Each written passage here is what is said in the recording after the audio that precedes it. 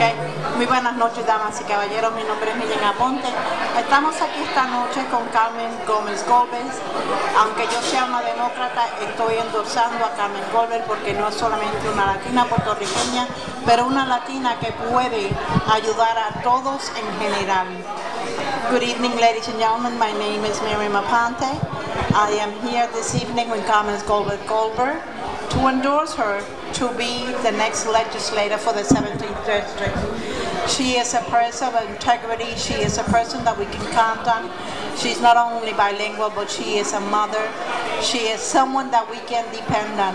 If you have any doubts in your mind, believe you me, as a Puerto Rican, I know there's no one else in this district that can really and truly believe in Carmen Goldberg.